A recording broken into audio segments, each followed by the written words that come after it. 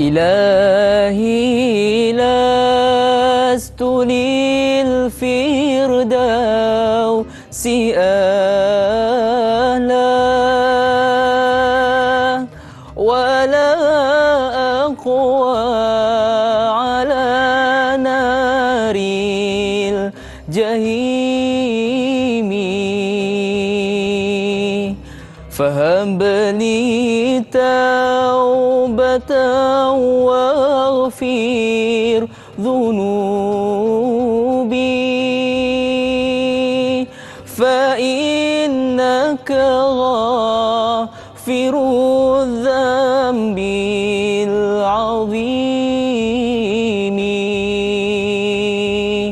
وهاي Tuhan ku tak layak ke syurgamu, namun tak pula aku sanggup ke nerakamu. Ampunkan dosaku, terimalah taubatku. Sesungguhnya Engkaulah pengampun dosa-dosa besar.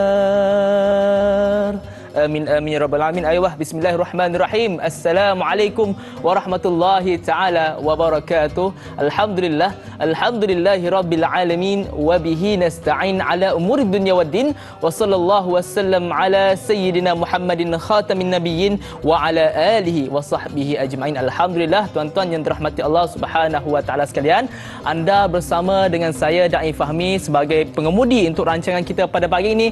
Tak lain tak bukan rancangan soal jawab agama nombor 1 di Malaysia. Tanyalah Ustaz biar tahu jangan keliru. Apa khabar tuan-tuan? Saya mewakili kru dan produksi mendoakan agar tuan-tuan yang dirahmati Allah Subhanahu wa taala sekalian sentiasa berada dalam keberkatan Allah Subhanahu wa taala, sentiasa berada dalam rahmat Allah Subhanahu wa taala. Sekarang ni kita sedia maklum bahawa masyarakat kita mungkin ada beberapa buah negeri yang sedang dilanda banjir besar yang berlaku sekarang. Jadi kita pun maklum bahawa ada sebahagian daripada saudara-saudara kita yang telah pun kehilangan keluarga asbab daripada musibah banjir ini. Jadi sama-sama kita sedekahkan Al-Fatihah buat mereka.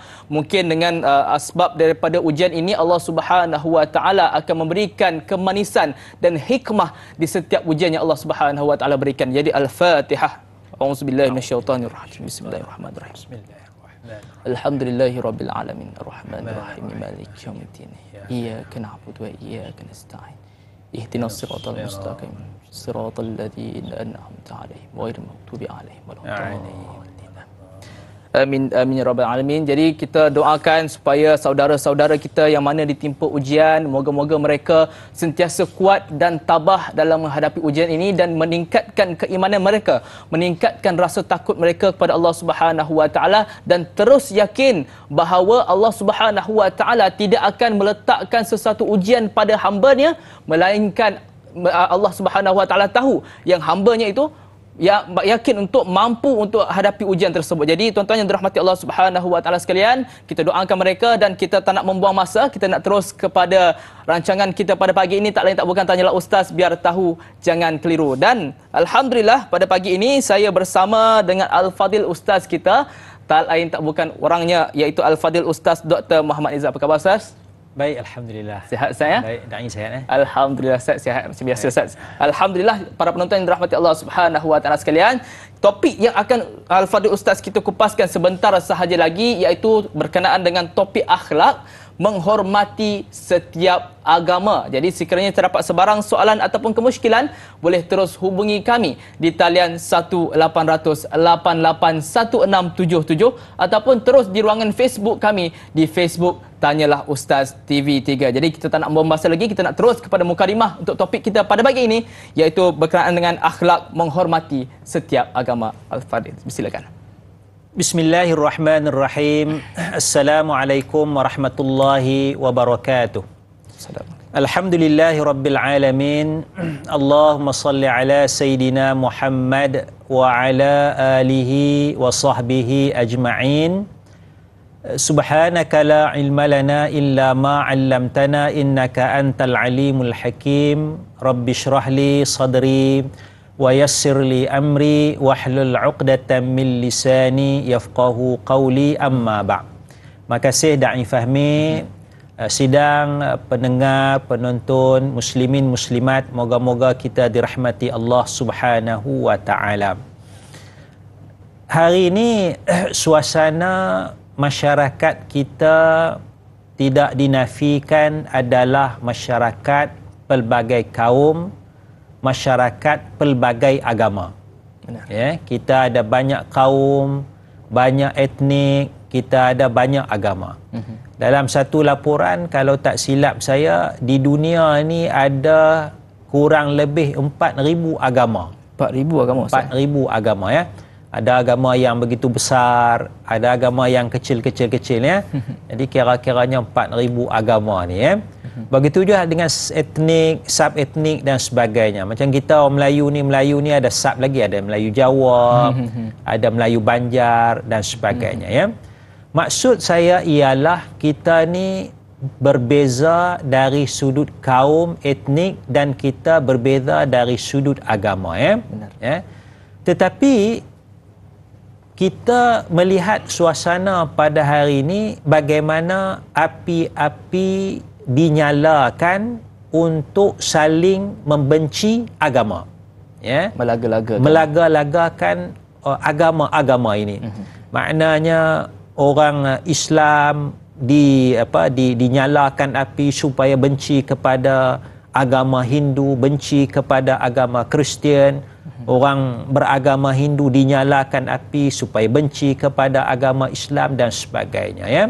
Begitulah maknanya setiap agama itu. Jadi sinilah maknanya suasana yang tidak aman, suasana yang tidak harmoni berlaku dalam masyarakat kita, bukan dalam negara kita saja, bahkan di seluruh dunia, ya. Kita melihat peristiwa pembunuhan, tembakan di masjid, ya, yang berlaku di New Zealand, ya, 50 orang ditembak di dalam masjid, ya. Itu sesuatu yang tak cantik. Kemudian ada rumah-rumah ibadat diruntuhkan dan sebagainya, ya. Jadi ini sesuatu perkara yang tidak cantik, tidak harmoni, tidak baik, dan dari sudut agama Islam pun dia tidak selaras dengan dasar dalam agama Islam, iaitulah dasar agama Islam menghormati setiap agama yang berbeza, ya. Kita mesti hormat agama yang berbeza sebagaimana kita mesti menghormati kaum yang berbeza daripada kita, ya. Jadi saya orang Melayu, saya kena hormat orang-orang yang berbeza kaum dengan saya, berbeza etnik dengan saya. Begitulah orang lain pun menghormati saya. Maknanya dasar Islam ialah menghormati perbezaan, menghormati kaum yang berbeza dan menghormati agama yang berbeza. Wallahu a'lam. Masya Allah, terbaik mukadimah daripada Ustaz. Jadi Ustaz, saya tertarik dengan jawapan Ustaz mukadimah berkenaan dengan kita sebagai orang Melayu Islam, kita perlu menghormati setiap agama. Jadi apakah batasan-batasan dalam kita menghormati, Ustaz? Jadi sebelum ini kita tular di media sosial satu video berkenaan dengan satu perarakan agama selain daripada agama Islam yang disertai oleh orang Islam, dan dilaungkan juga slogan-slogan yang berkenaan dengan perarakan tersebutlah. Jadi adakah ini dibolehkan, dan sekiranya tidak boleh, apakah garis-garis panduan dan batasan-batasan yang perlu kita sebagai umat Islam khususnya untuk tahu berkenaan dengan garis panduan ini? Silakan. Bismillahirrahmanirrahim. Bila kita kata kita menghormati setiap agama, bukan bermaksud kita menyambut ataupun merayakan agama tersebut, bukan bermaksud kita merayakan perayaan agama tersebut, tidak sama sekali, ya. Maknanya kita menghormati, ya, bagi kamu agama kamu silalah amalkan, bagi saya agama saya amalkan. Saya tak kacau agama kamu dan kamu pun tidak kacau agama saya.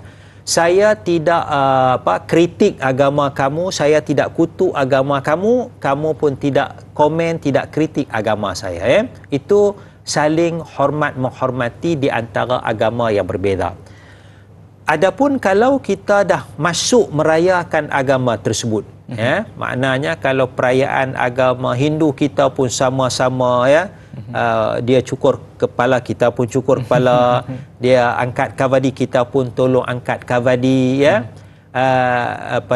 Itu maknanya dari sudut agama Islam itu dah tak dibenarkan. Betul. Ya, itu dah tak dibenarkan. Sebab itu bukan dalam masuk menghormati lagi dah tu.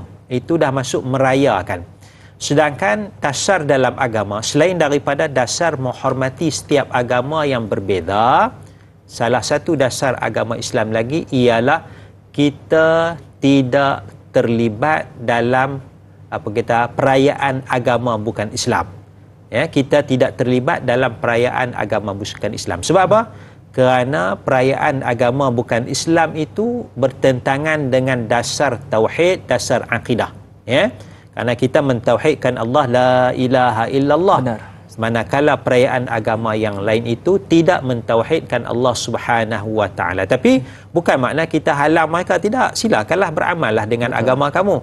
Tapi sebagai seorang Muslim, garis panduannya, kita tidak terlibat dalam perayaan agama bukan Islam. Jadi kalaulah kita duk pergi sambut, ya, mungkin yang kita kata yang buat tu mungkin nak sonok-sonok, ya. Lepas tu ada nyanyi, kita pun menyanyi juga lagu-lagu, ya. Tanpa kita sedar, kita mungkin menyanyikan lagu, kita sebut lagu-lagu tu ada, kita kata, benda-benda syirik kepada Allah Subhanahu wa taala. Mungkin dalam lagu itu minta kepada dewa sekian, minta bantuan daripada dewa sekian, minta rahmat daripada rahmat daripada sembahan sekian dan sebagainya, tanpa kita sedar. Betul. Ya, satu. Yang keduanya, dia berlaku normalisasi kepada perkara yang salah. Betul. Ya, berlaku normalisasi kepada perkara yang salah. Maknanya kali pertama buat, orang tegur lah ni. Dua kali buat, orang tegur lagi mungkin, tapi dah kurang dah. Jadi kalau dah 10 tahun dibuat perkara yang sama, dia menjadi satu normalisasi. Maknanya akhirnya umat Islam sudah hilang sensitiviti kepada tauhid, sudah hilang sensitiviti kepada syirik kepada Allah Subhanahu wa taala. Dia tak ada rasa apa-apa. Jadi kita kena jaga. Menghormati agama, setiap agama, bukan bermakna kita terlibat dalam perayaan agama bukan Islam. Wallahu a'lam. Masya-Allah, betul Ustaz. Kita ni kadang-kadang kita tak tahu pun, masyarakat kita tak tahu pun yang benda tu sebenarnya salah. Sedangkan kita ada garis panduan. Kadang-kadang Ustaz kita dengar, Ustaz ni fikirlah, fikiran terbuka dah sikit, open dah, minded dah sikit. Ustaz kita berada dalam masyarakat macam, sedangkan mereka tidak tahu dasar kepada batasan-batasan dalam agama Islam. Dan itulah apa yang telah Ustaz sampaikan. Dan Ustaz, kita nak raikan soalan daripada penonton kita daripada Facebook, daripada Al-Syai. Assalamualaikum Ustaz dan Da'i. Bagaimana akhlak Rasulullah sallallahu alaihi wasallam menghormati agama yang dianuti oleh kaum lain meskipun sebenarnya musuh baginda sendiri? Terima kasih kepada saudara Al-Syai atas soalan tersebut. Saya serahkan kepada Al-Fadhil Ustaz. Silakan. Bagaimana Nabi sallallahu alaihi wasallam menghormati agama yang dianuti oleh kaum yang lain, ya? Kita melihat akhlak Nabi sallallahu alaihi wasallam dalam menghormati agama, ya. Contohnya ketika mana Nabi sallallahu alaihi wasallam di Mekah sebelum hijrah, Nabi tidak menggugat ataupun merosakkan patung-patung sembahan yang berada di sekitar Kaabah. Dikatakan jumlah patung yang ada di sekitar Kaabah ketika itu kurang lebih 360, ya. Sebab masa pembukaan kota Mekah tu ada 360. Maknanya sebelum hijrah Nabi pun jumlahnya lebih kurang begitulah. Antara yang besar, ada yang kecil dan sebagainya, ya. 360. Bayangkan Nabi SAW selama 13 tahun menjadi Rasul, Nabi tak pernah usik, Nabi tak pernah nak tolak patung berhala, Nabi tak pernah kotorkan, Nabi tak pernah caci maki patung-patung sembahan tersebut. Itu ketika mana Nabi SAW di Mekah. Tapi mungkin orang kata yalah, Nabi tak ada kuasa, Nabi lemah lagi ketika itu dan sebagainya. Kita lihat pula bagaimana penghormatan Nabi SAW ketika Nabi mempunyai kuasa, iaitu ketika Nabi SAW berada di Madinah. Di Madinah ada kebebasan beragama. Yahudi kekal dengan Yahudinya, Nasrani kekal dengan Nasraninya, ya. Yang mungkin sembah berhala kekal dengan sembah berhalanya, kecuali yang masuk Islam lah, ya. Yang munafik pun ada, itu pun dihormati oleh Rasulullah sallallahu alaihi wasallam, walaupun dia munafik, dia berpura-pura menzahirkan keislaman, dalamnya kufur kepada Allah Subhanahu wa taala, itu pun dihormati oleh Rasulullah sallallahu alaihi wasallam.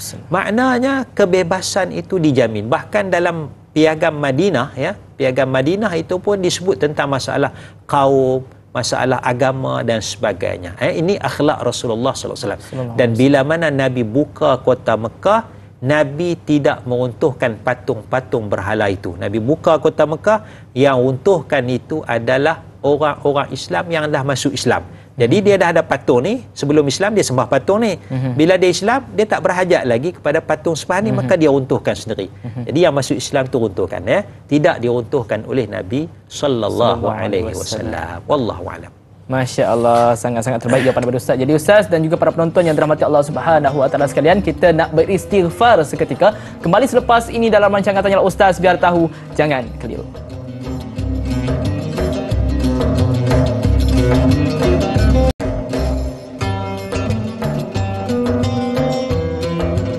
Astaghfirullahalazim alladzi la ilaha illa huwal hayyul qayyum wa atubu ilaih. Alhamdulillah, kembali semula kita di dalam rancangan Tanyalah Ustaz, biar tahu, jangan keliru. Buat para penonton yang baru saja menyaksikan rancangan kita pada pagi ini, saya nak ingatkan topik kita pada pagi ini, iaitu berkenaan dengan akhlak menghormati setiap agama. Sekiranya terdapat sebarang soalan ataupun kemusykilan, boleh terus hubungi kami di talian 18881677 ataupun terus di ruangan Facebook kami di Facebook Tanyalah Ustaz TV3. Baik, kita tak nak membuang masa, kita nak terus meraihkan soalan daripada penonton kita, insya-Allah. Ustaz bersedia? Bersedia, Ustaz? Ya. Baik, Ustaz. Kita akan terus meraihkan soalan daripada penonton kita, daripada saudara Faz Ismail. Di dalam surah Al-Kafirun, maksudnya bagiku agamaku dan bagimu agamamu. Adakah ayat ini menerangkan betapa pentingnya toleransi dan menghormati agama lain?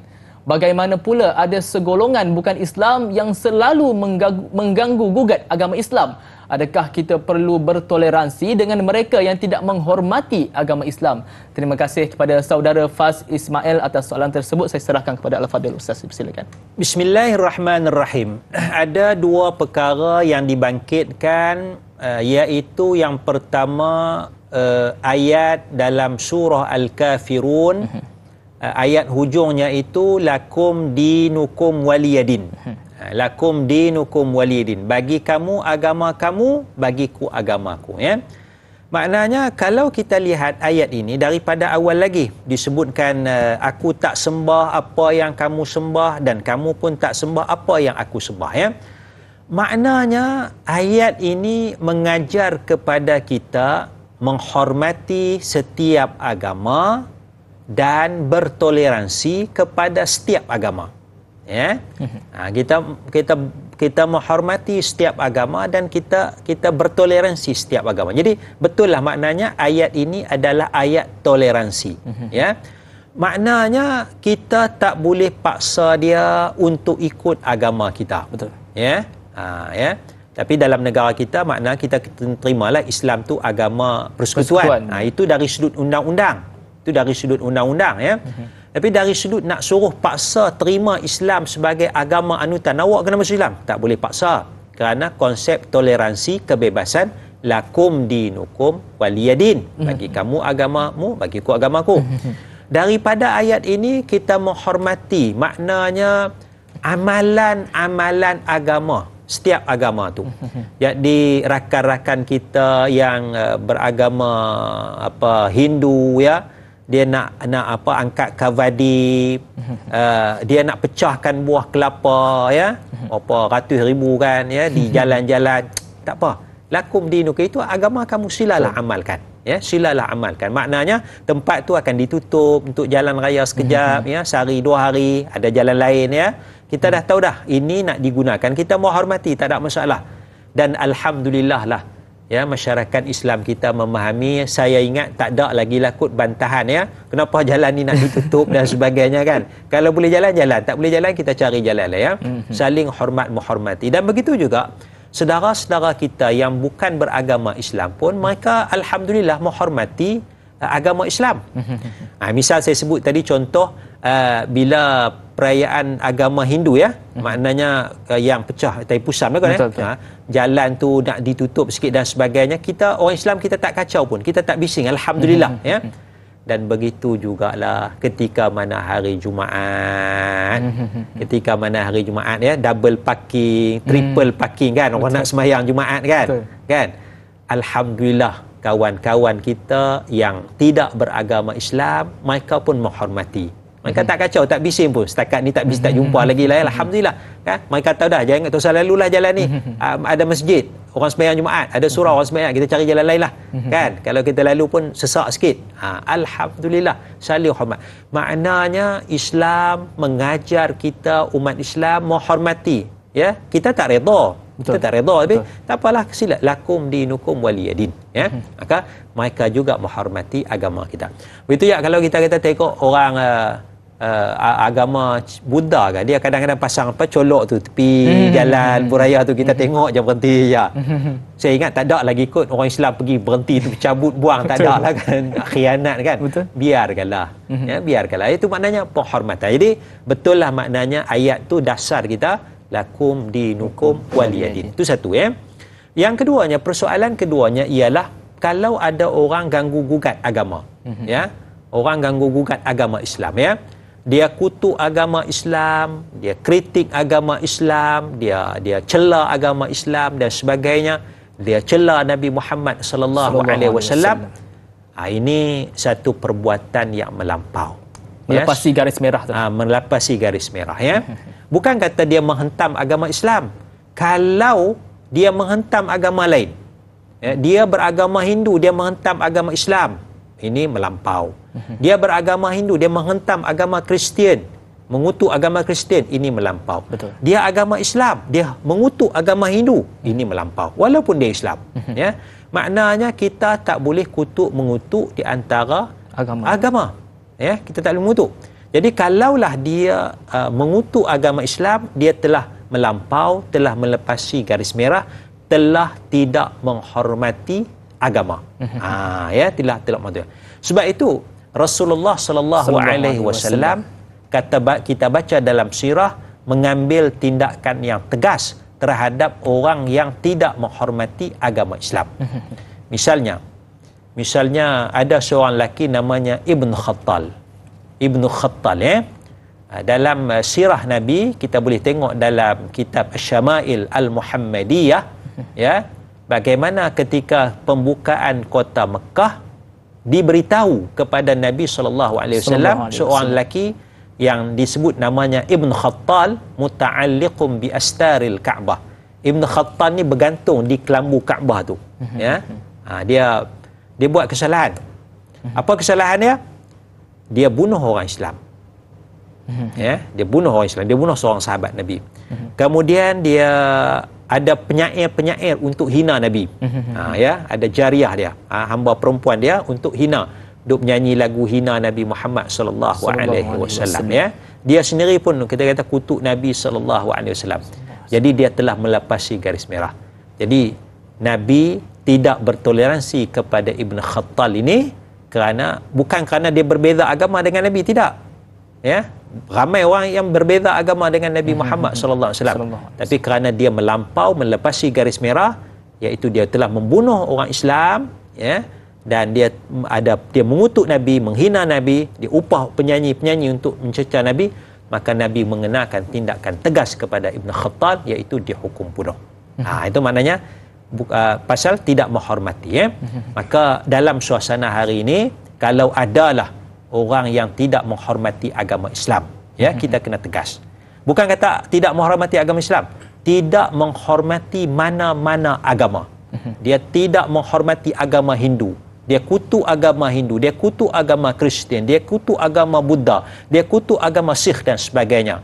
Maka kerajaan mesti mengambil tindakan tegas. Bukan individu ya. Benar. Kalau individu tu bahaya lagi, akan timbul perkauman ya, perang agama dan sebagainya. Kerajaan mesti mengambil tindakan tegas ya.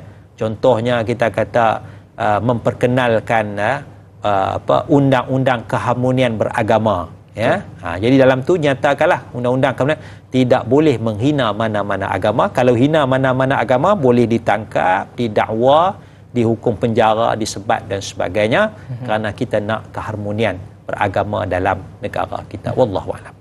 Jadi Ustaz, berdasarkan jawapan Ustaz tu, adakah macam contoh kita berada dalam masyarakat Malaysia, kita melihat ada sebahagian masyarakat kita yang cuba memprovokasi, menghina Nabi, menghina agama kita, menghina agama Islam, dan ada sebahagian daripada pihak kita juga, pihak umat Islam, yang mencari orang yang memprovokasi itu kemudian menggunakan kekerasan. Jadinya adakah dibolehkan, adakah kita ni sekadar okey, kita ada kerajaan, jadi mungkin kerajaan akan bertoleransi tapi tidak diambil apa-apa tindakan.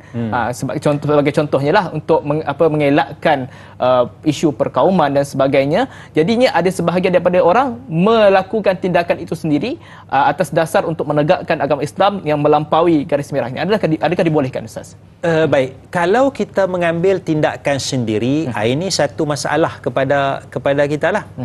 Ya. Itu satu masalah sebab kita pula boleh dikenakan tindakan sebab memang ada undang-undang dah. Undang-undang dah ada dah ya. Kalau kita tumbuk orang tu, kalau kita pukul orang tu ya, ialah kita pukul orang tu sebab dia menghina agama Islam. Tapi ada undang-undang menghina agama Islam dikenakan tindakan. Jadi kalau tidak ada, mana kerajaan kena perkenalkan. Betul. Ya. Kalau ada undang-undang menghina agama Hindu dikenakan tindakan. Kalau tak ada, mana kerajaan kena bawa untuk diperkenalkan undang-undang.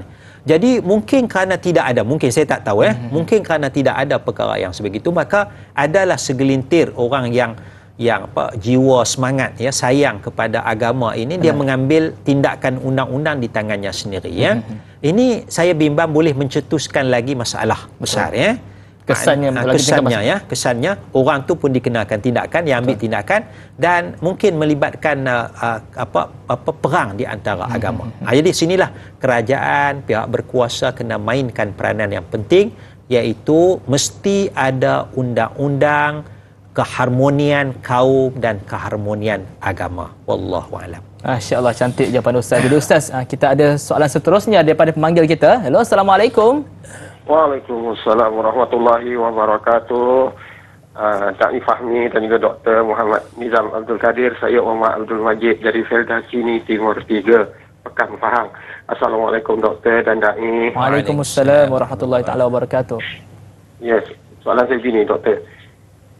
Kalau kita lihat keadaan semenjak kebelakangan ini Doktor, kadang-kadang ada orang-orang Islam sendiri yang seolah-olah macam nak kata tak kena pun tak boleh juga. Jadi seolah-olah macam tingkah laku mereka ni menunjukkan keadaan agama Islam tu tak begitu baik. Contohnya dia ni sebagai orang luar, orang bukan Islam, anggap agama Islam sebagai pengganas dan sebagainya.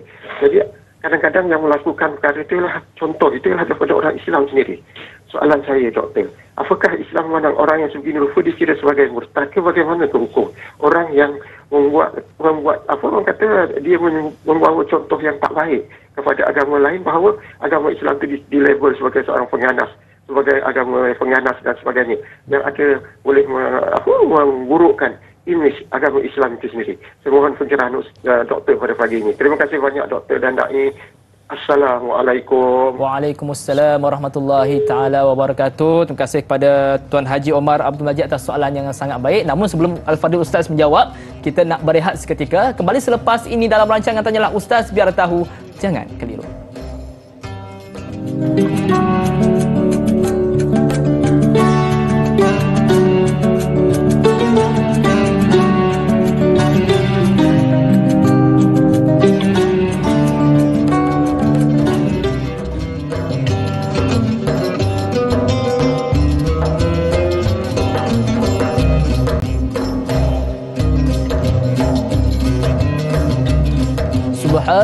Subhanallah walhamdulillah wa la ilaha illallah wallahu Allahu akbar, subhanallah, alhamdulillah, wa la ilaha illallah, wallahu akbar. Alhamdulillah, tuan-tuan yang dirahmati Allah Subhanahu wa taala sekalian, kembali semula kita di dalam rancangan Tanyalah Ustaz, biar tahu jangan keliru dengan topik kita pada pagi ini, iaitu topik akhlak menghormati setiap agama. Jadi sekiranya terdapat sebarang soalan ataupun kemusykilan, boleh terus hubungi kami di talian 1800 88 1677 ataupun terus di ruangan Facebook kami di Facebook Tanyalah Ustaz TV3. Baik, sebelum kita berehat sebentar tadi, kita telah menerima soalan daripada pemanggil kita, daripada Tuan Haji Omar Abdul Majid. Soalannya lebih kurang begini Ustaz, berkenaan dengan orang Islam sendiri yang memprovokasi, menunjukkan imej yang buruk terhadap agama Islam. Kita ambil contoh, mungkin kita nampak di media berkenaan dengan ISIS contohnya, yang menampakkan agama Islam ni adalah agama keganasan. Jadi apa pandangan Ustaz? Dipersilakan. Bismillahirrahmanirrahim, ya. Ya, kadang-kadang kita nampak pandangan-pandangan yang pelik, pandangan-pandangan yang ekstrim, pandangan-pandangan yang tidak mengharmonikan kehidupan masyarakat berbeza agama ini. Jadi sinilah maknanya kita kena faham bahawa pandangan-pandangan ini tidak mewakili Islam dan tidak mewakili majoriti umat Islam. Benar. Ya. Dan saya yakin begitulah juga dengan agama-agama yang lain. Betul. Maknanya kalau ada tindakan penganut agama Kristian, dia tidak mewakili agama Kristian sendiri dan tidak mewakili majoriti penganut agama Kristian.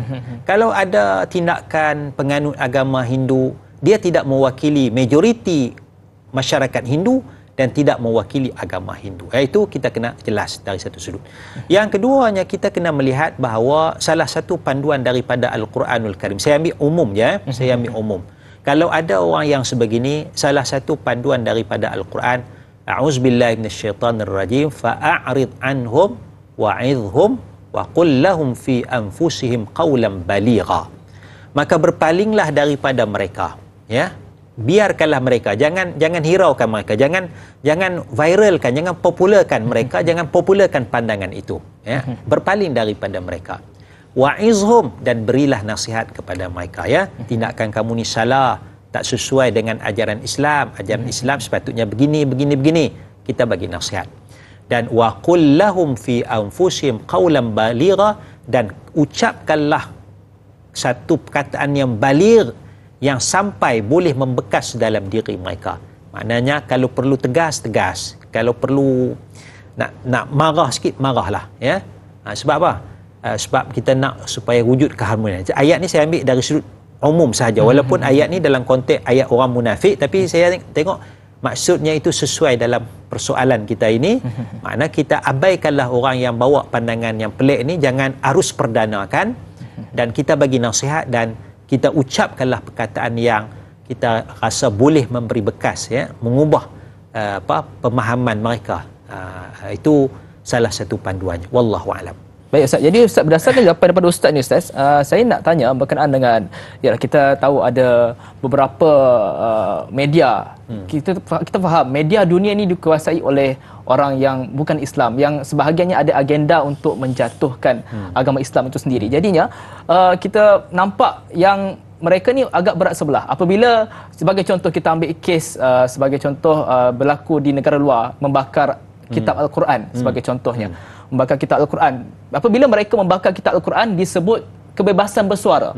Namun apabila umat Islam sebagai contoh membakar kitab Bible contohnya, membakar kitab-kitab selain daripada kitab agama Islam, disebut sebagai pengganas. Jadi bagaimana untuk kita membuka minda terutamanya umat Islam di Malaysia supaya mereka dapat membezakan bahawa tindakan yang sebenarnya mereka tidak menghormati agama kita, kita pun sebenarnya tak boleh nak membalas dengan sedemikian rupa. Jadi apakah kita ni boleh membalas sedemikian rupa? Macam contohnya kita buat serangan cyber sebagai contohnya, tidak melakukan serangan fizikal tapi melakukan serangan cyber dan sebagainya untuk menjatuhkan moral pihak yang tertentu. Adakah dibolehkan?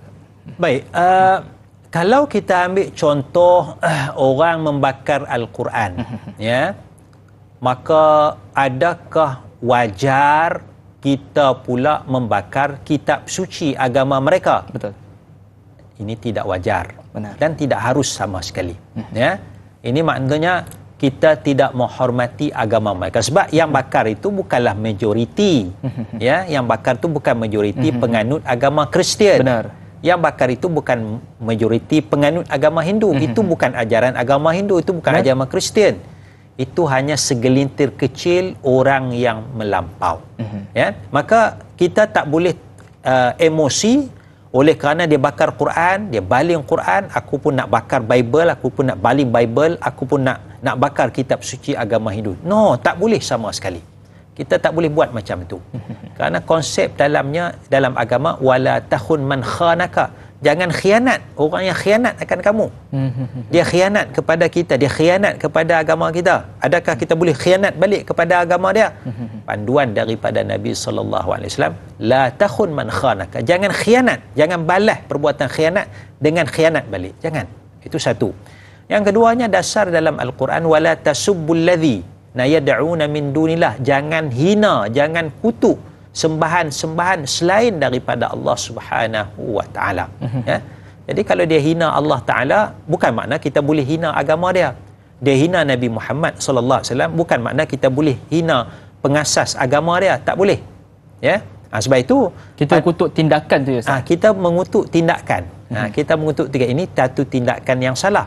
Ya, sebab itu kena ada undang-undang di negara kita, bahkan di seluruh dunia, kena ada undang-undang untuk mengawal, kita kata, sikap melampau, sikap ekstrim ini.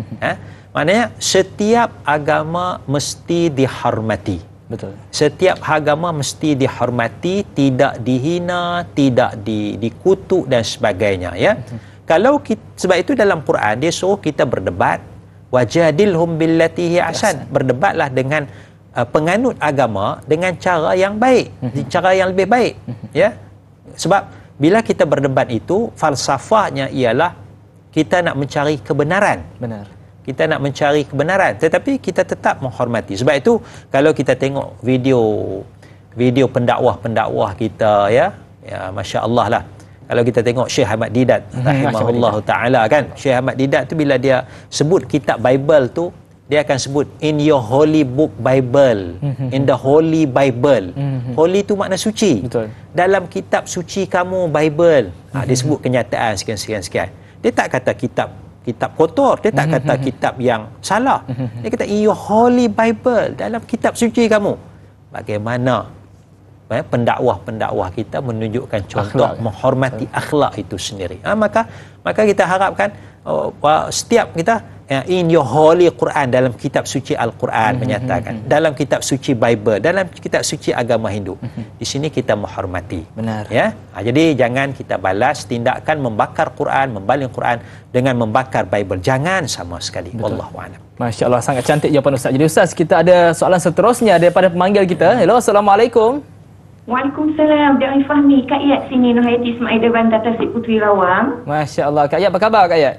Alhamdulillah, Da'i sihat. Alhamdulillah Kak Yat. Jadi soalannya Kak Yat apa dia? Okey, terima kasih Da'i. Assalamualaikum Ustaz. Waalaikumsalam warahmatullahi. Dari pandangan Kak Yat yang kurang berilmu ni Ustaz, pada Kak Yat sebenarnya ini perlu kepada ilmu Ustaz. Terkadang Kak Yat lihat dalam dakwah kita sendiri, kita terlalu menyampaikan sesuatu yang tidak lunak didengar Ustaz. Jadi Kak Yat nak tanya pandangan Ustaz, adakah dalam penyampaian dakwah ini kita hanya perlu mendengar yang lunak saja, dan di mana yang pula yang kita perlu dengar yang lebih tegas?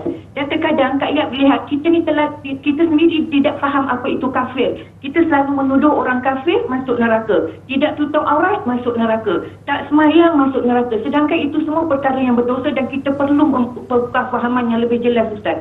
Jadi lagi satu Ustaz, terkadang kita sukar untuk memandang sejarah yang Islam itu teroris Ustaz. Jadi apa pandangan Ustaz tentang pandangan Kak Yat juga Ustaz? Terima kasih Ustaz. Assalamualaikum. Waalaikumsalam warahmatullahi taala wabarakatuh. Terima kasih kepada Kak Yat ataupun dipanggil sebagai Nurhayati Ismail kerana sudi bertanyakan soalan. Saya serahkan kepada Al-Fadhil Ustaz. Apa soalan tadi? Soalan berkenaan dengan orang Islam yang menunjukkan sebagaimana soalan tadi juga sebenarnya, Islam yang menunjukkan Islam itu buruk, dan juga pemahaman tentang berkenaan dengan faham kita berkenaan kita tahu tak maksud kafir itu sendiri Ustaz. Ya. Silakan. Baik, bismillahirrahmanirrahim, ya. Orang yang menunjukkan akhlak yang tidak baik, orang yang kita kata kasar, ya, dan menghina agama dan sebagainya, kesemuanya ini jauh daripada Al-Quran, jauh daripada akhlak yang ditunjukkan oleh Nabi sallallahu alaihi wasallam. Sebab itu tidak ada dalam mana-mana riwayat bahawa Nabi Muhammad sallallahu alaihi wasallam menghina agama bukan Islam. Ya, tidak ada sama sekali, ya. Yang ada ialah Nabi mengajak berfikir. Nabi mengajak berfikir, ya, yang kamu sembah ni betulkah Tuhan? Ya, ada riwayat tanya, kamu ada berapa Tuhan? Lelaki itu kata, saya ada 7 Tuhan. 6 di atas di langit, 1 di bumi. 6 di bumi, 1 di langit, 1 di atas, 6 di bumi. Nabi tanya dalam satu riwayat, kalau kamu sakit, kamu minta Tuhan mana? Tuhan yang 6 di bumi ke Tuhan yang di atas sana tu? Lelaki ni kata, saya minta kat Tuhan atas lah. Sebab Tuhan atas yang power, kan? Kalau kamu susah, kamu minta kepada Tuhan mana? Tuhan yang di bumi ke atau Tuhan yang di atas? Lelaki kata, susah minta ada Tuhan yang atas lah. Jadi Nabi tanya soalan, semua dia kata minta Tuhan yang atas, Tuhan yang atas. Maksudnya, jadi Nabi di hujung tu Nabi tanya, mana lebih baik kamu nak sembah Tuhan yang satu tu ataupun Tuhan yang banyak-banyak ni? Tapi Nabi tak menghina. Betul. Akhlak Nabi tak menghina, ya. Jadi kalaulah kita dalam dakwah kita, dalam ceramah kita menghina agama bukan Islam, ini sesuatu yang salah. Sebab itu dalam ayat debat tadi tu, dalam ayat debat, ud'u ila sabili rabbika bil hikmah, ajaklah ke jalan Allah, yakni kepada agama Islam. Ya, kepada agama Islam ni ya, dengan 3, yang pertama bil hikmah, dengan hikmah, wal mau'izatil hasanah, dengan nasihat yang baik. Dengan nasihat yang baik ni maknanya perkataan yang kita gunakan itu perkataan yang tidak bohong, perkataan yang tidak menimbulkan fitnah, perkataan yang tidak memprovokasi, perkataan yang tidak kita kata mengutuk. Nasihat yang baik, wal mau'izatil hasanah, ya. Dan kalau perlu kepada debat, wajadilhum billati hi ahsan, berdebatlah dengan mereka dalam soal agama ini dengan cara yang lebih baik. Makna berdebatlah dengan orang Kristian, berdebatlah dengan orang Hindu, tapi dengan cara yang lebih baik. Maknanya jangan hina agama dia, jangan hina sembahan dia. Kita ajak berfikir, kita ajak mana lebih baik, ya. Jadi panduan daripada Quran, tidak ada penghinaan terhadap mana-mana agama bukan Islam, walaupun kita yakin hanya Islam agama yang benar dan diredai oleh Allah Subhanahu wa taala. Wallahu a'lam. Masya-Allah. Jadi berdasarkan jawapan Ustaz tadi, ada orang yang mungkin dia menghina agama kita di dalam Indonesia, tetapi kita sebagai pendakwah ada yang melakukan teguran daripada secara terbuka, teguran secara menggunakan media sosial, tapi menyebut kepada si pelaku tersebut. Jadi adakah kaedah dakwah ini dibolehkan ataupun lebih baik untuk kita berjumpa secara bersemuka ataupun secara orang kata DM tepi? Maksudnya tidak ada siapa yang tahu teguran kita itu. Adakah dibolehkan macam tu ataupun boleh untuk kita tegur secara terbuka? Jadi sebelum Ustaz menjawab soalan saya nak para penonton yang dirahmati Allah Subhanahu wa taala sekalian, kita nak berehat seketika, kembali selepas ini dalam rancangan Tanyalah Ustaz, biar tahu jangan keliru.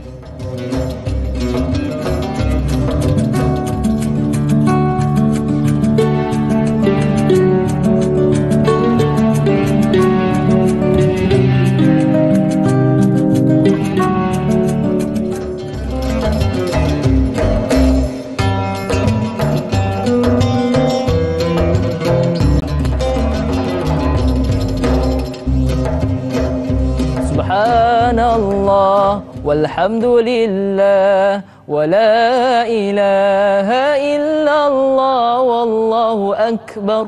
Subhanallah, alhamdulillah, wa la ilaha illallah, wallahu akbar. Alhamdulillah para penonton yang dirahmati Allah Subhanahu wa taala sekalian, kembali kita di dalam rancangan Tanyalah Ustaz, biar tahu jangan keliru. Jadi buat yang baru saja menyaksikan program kita pada pagi ini, suka saya nak ingatkan topik yang sedang kita bahaskan dan kita kupaskan adalah berkenaan dengan akhlak iaitu menghormati setiap agama. Jadi sekiranya terdapat sebarang kemusykilan ataupun soalan, boleh terus hubungi kami di talian 1-800-881677 ataupun terus di ruangan Facebook kami di Facebook Tanyalah Ustaz TV3. Baik, sebelum kita berehat tadi, saya ada mengajukan soalan kepada Ustaz kita berkenaan dengan kaedah teguran ataupun kaedah dakwah. Mungkin ada sebahagian ataupun segolongan yang menunjukkan provokasi terhadap agama.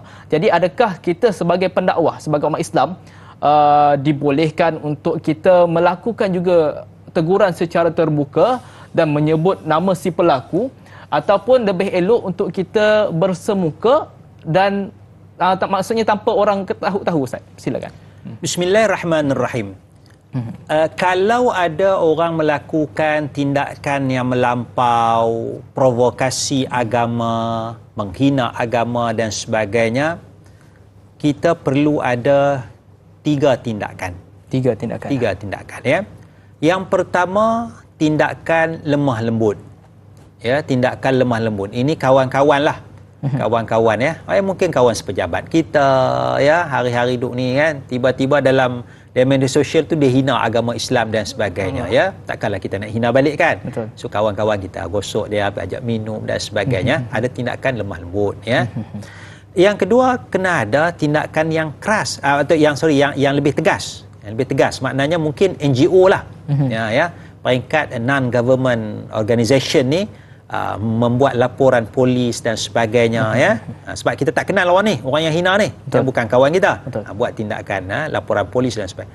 Dan yang ketiganya, dari sudut penguatkuasaan undang-undang, mesti ada undang-undang keharmonian agama. Kalau ada orang hina mana-mana agama, mesti diambil tindakan. Jadi saya ingat tiga peringkat ni ya. Peringkat kawan-kawan, lemah lembut ya.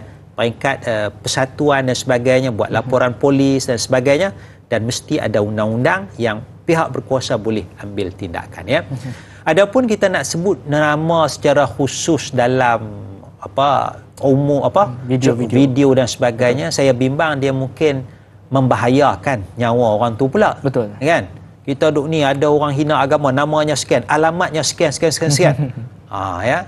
Dia ada orang Islam yang dengar tu, dia pergi tikam ke apa ke kan. Jadi itu kita kena berhati-hati. Betul. Ya. Sebab ya maknanya kalau mati kawan tu, cedera, orang ni kena tangkap pula, kena dakwah kesan jangka masa panjang.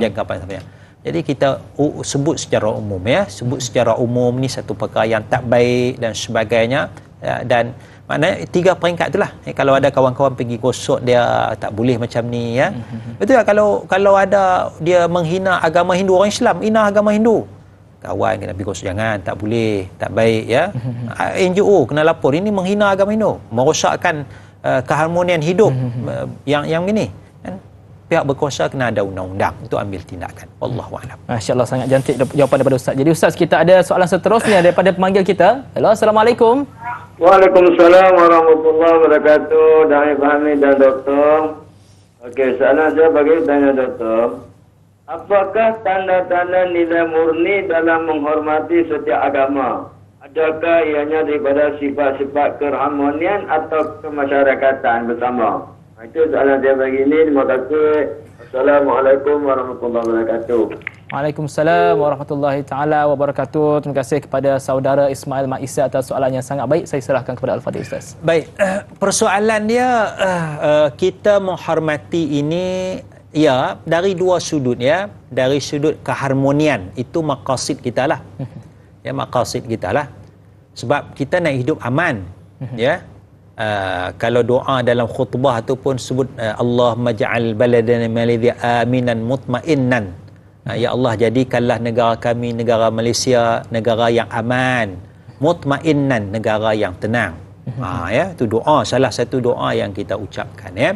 Kalau kita baca dalam Al-Quran ayat li'ila fi Quraisy ila fihim rihlatash shita'i was-saif فَلْيَعْبُدُوا رَبَّ هَذَا الْبَيْتِ الَّذِي أَطْعَمَهُمْ مِنْ جُوعٍ وَآمَنَهُمْ مِنْ خَوْفٍ. Sembahlah Allah kerana Allah itu memberi kamu makan daripada lapar dan mengamankan kamu daripada rasa takut. Ya, aman tu. Jadi dalam sebuah negara, dua perkara yang sangat besar, dua perkara yang sangat penting daripada surah Quraisy ini. Yang pertamanya ialah soal ekonomi. Kerana Allah menyatakan allazi at'amahum min ju', Allah bagi makan kamu. Maknanya kalau ekonomi makmur, ekonomi negara maju, ekonomi setiap negara maju, masyarakat berdaya saing ya, ekonomi bagus. Itu mencapai maksud allazi at'amahum min ju', Allah yang bagi makan kamu daripada lapar. Yang keduanya daripada ayat wa amanahum min khauf, Allah mengamankan kamu daripada rasa takut. Maknanya kalau kita tidak menghormati setiap agama, kita menghina mana-mana agama, dia akan menimbulkan suasana ketakutan. Ya. Kita nak jumpa orang Hindu pun, orang Hindu marah pada kita. Orang Hindu nak jumpa kita pun, dia tahu orang Islam marah. Jadi tak aman, tak aman. Jadi bila tak aman tu tak seronoklah, hilang nikmat negara tu. Ya. Jadi makna kita nak aman masyarakat, aman politik, stabil dan sebagainya. Jadi ruh semangat daripada dua ayat ni, ekonomi kena makmur dan politik aman, stabil, masyarakat boleh hidup dengan aman ya. Jadi dia adalah satu dasar yang penting. Dan kita juga hidup dalam masyarakat, masyarakat pun kita kena jaga. Sebab itu Rasulullah SAW hidup dalam masyarakat, menghormati bila ada orang non-Muslim meninggal dunia, Rasulullah bila ada orang sakit, Rasulullah ziarah. Ya. Payah kita nak ziarah sekarang ni. Jiran selang 3 buah rumah non-Muslim sakit, ya, kita tak ziarah. Betul. Bukan kata non-Muslim, Muslim pun kita tak ziarah kan. Bila tak kenal tak ziarah. Tak kenal tak ziarah kan. Rasulullah non-Muslim, Yahudi, Nasrani, Rasulullah ziarah. Musuh Islam pun Rasulullah. Musuh pun Rasulullah ziarah. Rasulullah bertanya khabar, Rasulullah doakan supaya Allah bagi kesembuhan. Allah. Kan. Bila yang meninggal bawa jenazah dekat dengan Rasulullah, Rasulullah bangun berdiri, hormat. Hormat kepada jenazah, hormat kepada orang yang bawa jenazah itu. Ini akhlak Rasulullah sallallahu alaihi wasallam. Rasulullah tak katalah mampu happy kat dia lah. kan senang aman dah, dunia ni mati dah, mampu happy tak ada. Rasulullah bangun hormat ya. Kerana perkataan menghina mayat tu, menghina mayat, tak ada apa-apa, mayat tak ada apa-apa pun. Dia tak rasa sakit apa dah. Dia tak sakit hati dan sebab dia mati. Tapi perkataan kita menghina mayat itu membangkitkan rasa tidak puas hati kepada orang-orang dekat dengan dia. Jadi orang dekat dengan dia dengar, keluarga dekat dengar. Mereka sakit hati. Mayat tak ada apa-apa. Jadi timbul dendam pula. Timbul dendam kepada orang yang masih hidup. Jadi itu akhlak Rasulullah sallallahu alaihi wasallam. Masya-Allah, jawapan yang sangat baik daripada Ustaz. Jadi Ustaz dan juga para penonton yang dirahmati Allah Subhanahu wa taala sekalian, kita nak melabuhkan tirai di TV3. Namun jangan ke mana-mana kerana kita masih lagi berbaki 30 minit di siaran TV9. Kembali selepas ini dalam rancangan Tanyalah Ustaz, biar tahu jangan keliru.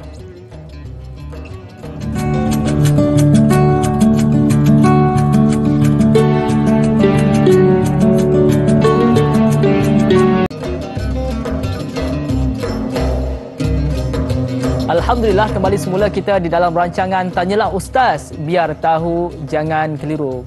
Yang baru saja menyaksikan rancangan kita pada pagi ini, suka saya nak ingatkan topik yang sedang kita bahaskan dan kita kupaskan adalah berkenaan dengan akhlak, yakni menghormati setiap agama. Jadi sekiranya terdapat sebarang soalan ataupun kemusykilan, boleh terus hubungi kami di talian 1800 881677 ataupun terus di ruangan Facebook kami di Facebook Tanyalah Ustaz TV3. Baik Ustaz, tadi saya ada tanya pada Ustaz soalan daripada saya sendiri berkenaan dengan kesan kepada orang yang mungkin dah terlanjur menggunakan kekerasan terhadap orang yang mungkin ada provokasi agama. Jadi apakah kesan kepada dia? Adakah dia perlu bertaubat ataupun sebaliknya? Silakan. Bismillahirrahmanirrahim ya. Kalau dia mengambil tindakan yang sendiri, kita bimbang kesan yang buruk akan menimpa kepada dia lah, mudarat kepada diri dia ya.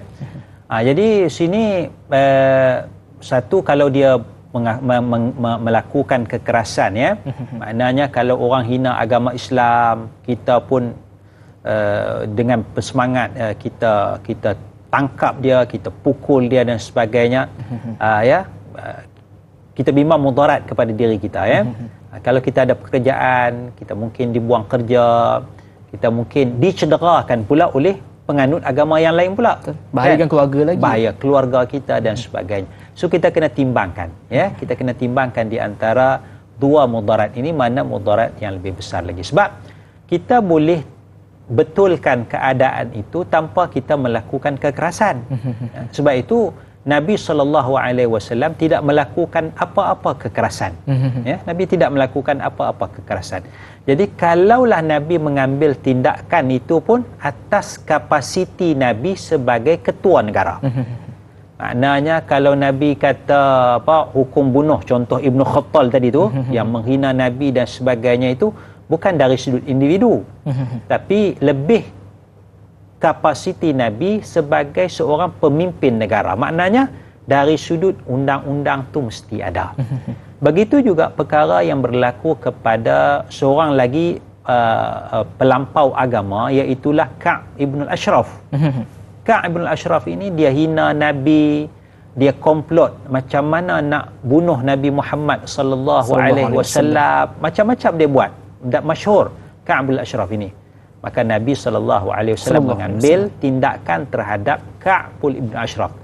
Tindakan Nabi itu bukan kapasiti individu, tetapi lebih kepada kapasiti kedudukan Nabi sebagai seorang pemimpin negara. Pemerintah. Maknanya pemerintah kena mengambil tindakan kerana pemerintah nak jaga semua penganut agama ini. Ya, nak jaga keamanan, keharmonian dalam negara ini. Ya. Jadi maknanya kalau pemerintah tak ambil tindakan, lepaskan ke atas nama kebebasan beragama, itu yang menyebabkan individu akan ambil tindakan.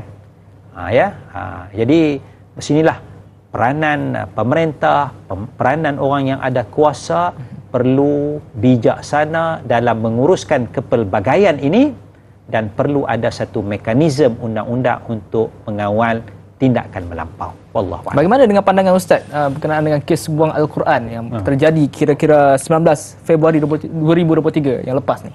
Yang pertama kita kena siasat dululah ya. Siapa yang buang dan sebagainya itu. Tapi maknanya menghormati kitab suci ni dia akan menimbulkan satu suasana yang tidak aman apabila kitab suci itu dibuang. Benar. Ya, kitab suci itu buang. Kalau yang buang tu orang Islam, ya, ini bahaya kepada akidah dia. Benar. Kalau yang buang kitab suci Al-Quran itu adalah non-Muslim, ia akan menimbulkan suasana tidak harmoni. Kan? Betul. Jadi situ ya. Maka sebab bila tindakan yang tak baik itu dibuat oleh orang yang berbeza agama, dia akan menimbulkan konflik agama. Ya, benar. Kalau kitab Bible ya, kalau orang Kristian sendiri yang main-main dengan kitab Bible tu, orang Kristian je lah yang marah kan? Benar. Ya, yang marah. Orang agama lain tak kacau. Betul. Tapi kalau kitab suci Bible itu dimain-mainkan oleh orang bukan Kristian, maka orang lebih besar lagi bahayanya. Betul. Itu kan? Jadi sama juga Quran, kalau yang buang tu Quran, orang Islam marah. Tapi kalau yang membuang Quran itu adalah non-Muslim, maka ramai lagi akan lebih marah. Dia akan timbulkan konflik agama. Ya, jadi kita jagalah ya, kita kata asas-asas agama, setiap agama tu kita kena hormat. Walaupun kita tak redha, ya, kita tak setuju, tapi menghormati itu tetap kita hormat. Macam kawan kita lah, kita hormat orang dan sebagainya. Ya, dia nak pakai pakaian apa itu hak dia lah. Betul. Tapi kebebasan tu ada, kita hormat. Tapi dia juga kena menghormati undang-undang. Itu saling hormat menghormati itu. Allahu a'lam. Masya-Allah, terbaik jawapan daripada Ustaz. Jadi Ustaz, kita nak meraihkan soalan daripada penonton seterusnya daripada Muhammad Faizal bin Ahmad. Soalannya, sesetengah takut nak sampaikan tentang keindahan Islam kerana berpegang pada konsep menghormati setiap agama. Adakah betul pemikiran begini Ustaz? Adakah sampaikan dakwah kepada non-Muslim ini bermakna kita tidak menghormati pegangan agama nenek moyang mereka? Terima kasih kepada saudara Muhammad Faizal bin Ahmad atas soalan yang sangat baik. Saya serahkan kepada Al-Fadhil Ustaz. Baik, kita membicarakan menghormati setiap agama. Ya, adakah bermakna kita tidak perlu menyampaikan dakwah Islam menyampaikan keindahan Islam. Tidak. Kita menghormati setiap agama, tetapi kita juga menyampaikan dakwah Islam, keindahan Islam kepada orang yang berbeza agama. Dia nak ikut, faman syaa'a falyu'min wa man syaa'a falyakfur. Siapa yang nak beriman silakan, siapa yang tak mau beriman silakan. Benar. Tapi tetap kita sampaikan, ya. Contoh dia, kawan kita dia suka makan nasi dengan lauk telur je, kan? Hari-hari nasi, telur goreng, telur rebus, kan? Cukup dah tu, kenyang dah tu kan? Kenyang dah. Maka adakah kita tak wajar atau tidak kita offer lauk lain? Ada lauk sedap lagi ni. Ni lauk ni pun sedap. Ni sotong ada. Wajar. Ni udang ada. Tak payahlah, dia dah telur elok, sesuai dah telur, hari-hari telur tak apa kan. Kan? Tak apalah dia ada telur tu, kan? Mungkin dia tak nampak kesedapan lauk yang lain lagi. Benar. Kan? Mungkin dia tak, ya ada macam sebab. So kita perkenalkan dia nak dia nak tinggalkan lauk telur, dia nak ambil lauk sotong pula ke udang ke? Pilihan dia. Benar. Jadi kita offer, kita buka, oh kedai sana sedap. Jangan kita sembunyi, jangan beritahu kedai ni sedap, saya kira orang serbu kan. Kita bagi tahu kedai ni sedap, siapa nak datang makan silakan. Maka begitulah, ya, kita menghormati setiap agama, tetapi pada masa yang sama kita perlu menyampaikan dakwah Islam, menceritakan keindahan Islam. Wallahu a'lam. Masya-Allah, sangat terbaik jawapan daripada Ustaz. Sebagaimana juga kita dalam medium Tanyalah Ustaz ni, betul kan? Jadinya kalau orang bukan Islam nak tengok medium Tanyalah Ustaz ni, silakan. Kalau tak mau tengok, itu atas pilihan masing-masing. Jadi Ustaz, kita nak raikan soalan seterusnya daripada saudari Jura Azlin Sufian. Soalannya, bagaimana konsep at-ta'ayush, kehidupan bersama, harmoni dan kasih sayang sesama manusia dalam menangani kekeliruan dan konflik antara agama? Terima kasih kepada saudari Jura Azlin Sofian atas soalan tersebut. Saya serahkan kepada Al-Fadhil Ustaz. Baik, penanya sebut tentang ta'ayush. Ya, ta'ayush ni bahasa Arab, maksudnya hidup bersama. Ya, hidup bersama. Jadi sini dalam ta'ayush ataupun saya gunakan istilah fiqhut ta'ayush. Ya, memahami kehidupan bersama ini. Kehidupan bersama ini dia ada kita kata polisi dia ada dasar bagaimana kita boleh hidup bersama, ya. Misalnya saya cuba sebutkan beberapa dasar ta'ayush antara orang berbeza agama, berbeza etnik. Misalnya kita mesti berlaku adil. Ya, berlaku adil. Wala yajrimannakum syana'anu qaumin ala alla ta'dilu i'dilu huwa aqrabu littaqwa. Janganlah kebencian kepada sesuatu kaum, benci kepada sesuatu kaum menjadi faktor untuk kita berlaku zalim. Kerana benci kepada orang agama ni, ya, kita zalim kepada dia. Tak boleh. Ya, kita benci kepada kaum ni, kita zalim, tak boleh. I'dilu. Allah Ta'ala suruh kita berlaku adil. Walaupun kita marah, kita benci apa, tapi kemarahan itu kita simpan, kita tidak boleh berlaku zalim. Jadi untuk ta'ayush yang harmoni, kita pegang kepada prinsip keadilan.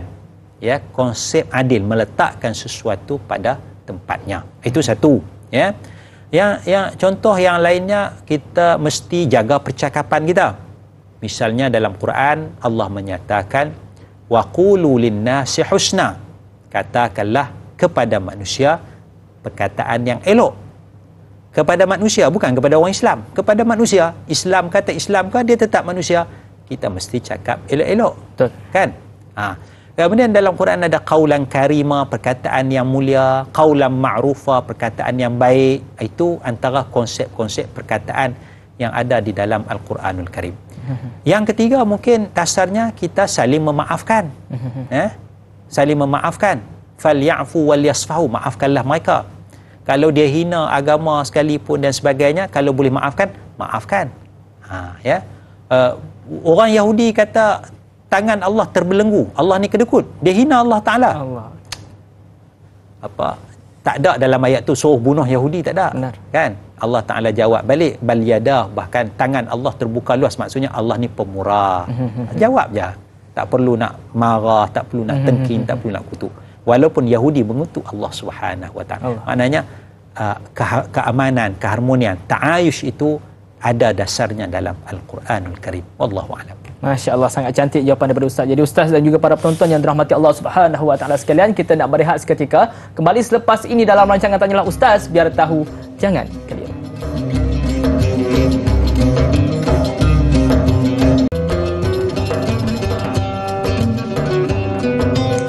Alhamdulillah, kembali semula kita di dalam rancangan Tanyalah Ustaz, biar tahu jangan keliru dengan topik kita pada pagi ini, iaitu berkenaan dengan akhlak menghormati setiap agama. Jadi tanpa membuang masa lagi, kita nak terus meraihkan soalan daripada para penonton kita, daripada saudari Izara Zulaika.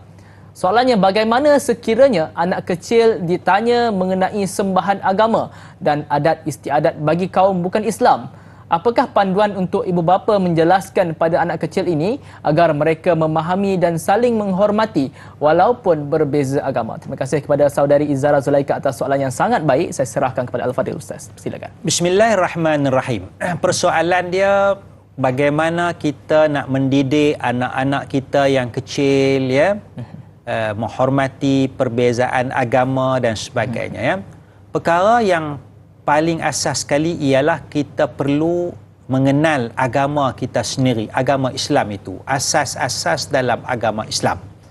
Maknanya kena kenal Allah, mentauhidkan Allah Subhanahu wa taala, mengenal Nabi Muhammad, ya, kerasulan Nabi Muhammad sallallahu alaihi wasallam, ya. Kemudian perkara syirik dalam agama dan sebagainya.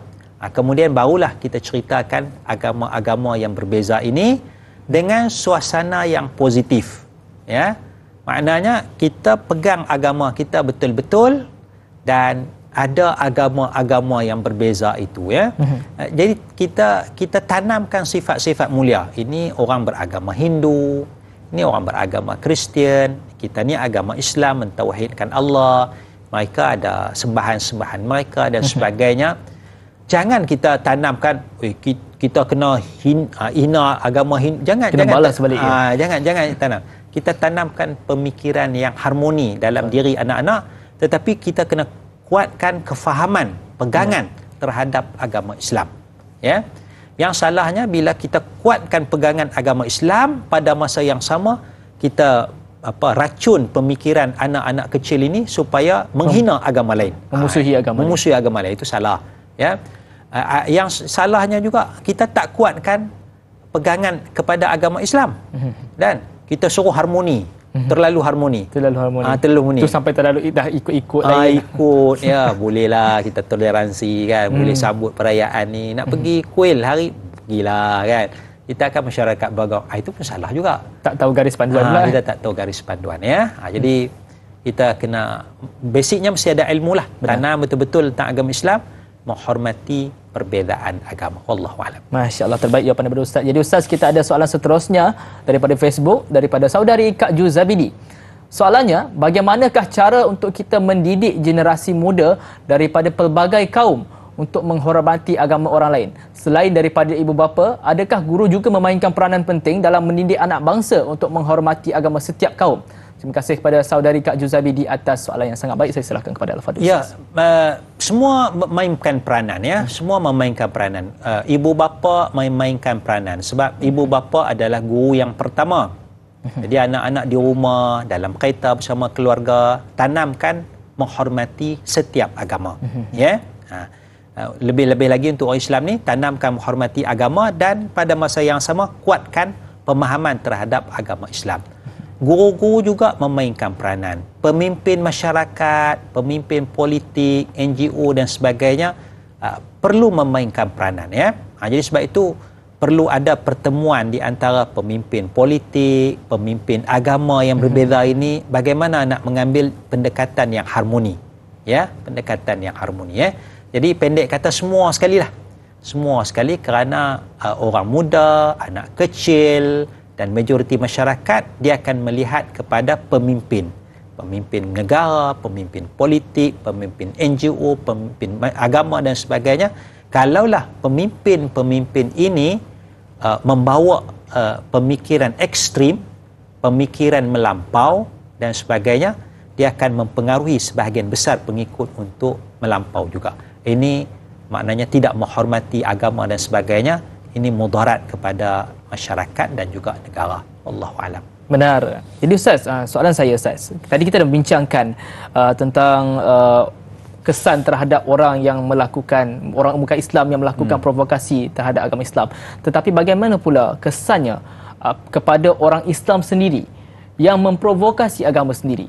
Maksudnya dia bergelar Islam, namanya Islam, atas nama IC-nya Islam, tetapi dialah yang menghina agama. Jadi adakah dia telah dikategorikan sebagai murtad ataupun bagaimana Ustaz? Silakan. Baik. Seorang Muslim yang menghina agama sendiri juga adalah satu perkara yang salah. Perkara yang salah. Cuma kita nak lihat sama ada dia menghina agama itu ada dah ia qaribun minal Islam, baru masuk Islam, atau ba'idun anil ulama, dia jauh daripada para ulama, dia tak dapat akses kepada ilmu. Jadi zaman sekarang ni sukar sikitlah sebab akses kepada maklumat tu terlalu banyak kan. Benar. Ya. Jadi kita nak kena lihat keadaan-keadaan yang sebegitu. Tapi maknanya mungkin dia menghina itu kerana hasil didikan daripada kecil lagi. Ya, tidak begitu kuat dengan agama Islam, sebaliknya longgar, dan mungkin daripada ibu bapanya yang memang menghina agama Islam, walaupun Islam tapi condemn Islam, kritik Islam. Nabi Muhammad ni pun bukannya betul sangatlah. Kadang-kadang dia tak boleh terima hukum tu Ustaz. Ya? Hukum kita tak boleh salam perempuan, kita tak boleh, dia tak boleh terima. Katanya mungkin itu pemikiran yang kolot. Itu bagaimana Ustaz? Itu maknanya kalau benda itu masih dalam khilaf para ulama, ya, masih khilaf dalam masih lagi ada perbezaan pendapat ulama, kita boleh raikan lagi, ya, kita boleh raikan lagi. Maknanya dia tak setuju dengan pandangan yang begini, dia setuju dengan pandangan ulama yang lain, yang tu tidak ada masalah. Benar. Ya, tidak ada masalah, ya. Cuma dia bawa pemikiran tu mungkin masyarakat kacau sikitlah. Betul. Itu sajalah, ya. Dia kata tak batal wuduk ni apa ni, Islam takkan sentuh kulit sikit pun batal wuduk. Kolot sangat Islam ni. Bukan Islam yang kolot. Ada pandangan yang batal, dia tak setuju pandangan tu, tak ada masalah. Sudut aliran mazhab sebenarnya. Aliran mazhab dan sebagainya. Tapi ada benda yang tidak ada khilaf di kalangan para ulama, ya. Jadi benda ni dia bukan datang tiba-tiba, dia mesti keberanian untuk mengkritik agama sendiri itu ataupun mengkritik agama lain tu dia datang daripada hasil persekitaran, circle, hasil didikan yang begitu lama. Sebab itu dia berani untuk mengkritik agama sendiri, menghina agama sendiri dan juga menghina agama yang lain. Jadi maknanya punca dia bukan dia seorang, tapi ada lagi. Dia cuma tip of the iceberg tu je. Dia nampak sikit je, tapi banyak lagi punca-punca tu, ya, orang yang sealiran dengannya. Jadi kita kena bermula daripada awal, daripada rumah, daripada sekolah, daripada pihak berkuasa, mendidik masyarakat untuk saling menghormati setiap agama. Wallahu a'lam. Jadi Ustaz, bagaimana kalau contoh orang tu dia Islam, dia solat, tapi minum arak. Dia kata aku minum arak ni aku Islam juga, aku buat maksiat ni aku Islam juga. Adakah dia dikategorikan sebagai dah terkeluar daripada akidah sebab menolak daripada hukum-hukum Allah ni? Dia dalam Islam ni dia ada dosa. Dia ada dosa, ya. Dosa selagi mana dia mentauhidkan Allah, membenarkan Rasulullah sallallahu alaihi wasallam, maka dia adalah muslim, ya. Cuma dia melakukan kesalahan, melakukan dosa, dan pintu taubat itu terbuka luas kepada dia. Ya, pintu luas terbuka luas. Kita tak boleh nak kata dia ahli neraka dah. Sebab kita tak tahu lagi penghujungnya macam mana. Kerana syurga neraka ni bukan di tangan kita. Betul. Dia adalah penentuannya adalah hak Allah Subhanahu wa taala, ya. Cuma yang salah kita kena kata salah, ini perbuatan minum arak ni salah. Dia ahli neraka, wallahu alam, saya tak tahu. Perbuatan itu salah, ya. Perbuatan saja salah. Kita benci perbuatan yang salah, tapi kita tidak menerakakan orang, mengkafirkan orang itu dengan kesalahan-kesalahan itu. Cuma dia masuk dalam satu golongan lagi yang dikatakan murji'ah, ya. Apalah buat apa pun tak apalah, Allah Maha Pengampun, Allah Maha Pemaaf, tak apa, tak ada masalah, ya. Semuanya takdir Allah. Semua takdir Allah, ya. Itu pun kita nak kena jaga-jaga jugalah, ya. Wallahu a'lam. Masya Allah, sangat cantik jawapan daripada Ustaz. Jadi Ustaz, kita telah pun sampai ke penghujung rancangan. Jadi mungkin Ustaz boleh berikan pengajaran bagi topik kita pada pagi ini berkenaan dengan akhlak menghormati setiap agama. Silakan. Bismillahirrahmanirrahim. Muslimin, muslimat, moga-moga kita dirahmati Allah Subhanahu wa taala. saya ingat perkara besarnya ialah dasar dalam agama Islam ini berdasarkan beberapa ayat Quran. Lakum dinukum waliyadin, bagi kamu agama kamu. Wala tasubbul ladzina yad'una min dunillah, jangan hina caci mana-mana sembahan selain daripada Allah Subhanahu wa taala. Ya, dan banyak lagi ayat Quran. Maknanya Islam itu mengajar untuk kita menghormati setiap agama, menghormati. Tetapi kita tetap yakin hanya Islam agama yang Allah redha. Inna ad-dina 'indallahil Islam. Sesungguhnya agama yang diredai di sisi Allah ialah agama Islam. Ya, itu keyakinan, i'tiqad kita. Tapi kita menghormati perbezaan agama, kita tidak menghina mana-mana agama, kita tidak mengotorkan patung-patung sembahan, kita tidak mengotorkan rumah-rumah ibadat, kita tidak menguntuhkan rumah-rumah ibadat. Kecuali yang nak untuhkan tu melanggar undang-undang, itu mahkamah lah tentukan. Benar. Tapi kita individu nak pergi untuhkan, tidak sama sekali. Ya, itu kena ada undang-undang. Ya, itu dasar dalam agama. Yang keduanya, kita perlu kepada undang-undang keharmonian beragama ini. Ya, maknanya bukan menghina agama Islam saja, menghina mana-mana agama mesti diambil tindakan tegas oleh pihak berkuasa. Wallahu a'lam. Masya-Allah, terbaik pengajaran daripada Ustaz. Jadi Ustaz, untuk memberkati majlis kita pada pagi ini, saya minta Al-Fadhil Ustaz untuk membacakan doa insya-Allah. Silakan. Bismillahirrahmanirrahim. Alhamdulillahirabbil alamin. Allahumma salli ala sayidina Muhammad wa ala alihi wa sahbihi ajma'in. Allahumma a'inna ala dhikrika wa syukrika wa husni ibadatik. Amin. Allahumma rabbana atina fid dunya hasanah wa fil akhirati hasanah wa qina azaban nar. Wa sallallahu ala sayidina Muhammad wa ala alihi wa sahbihi ajma'in.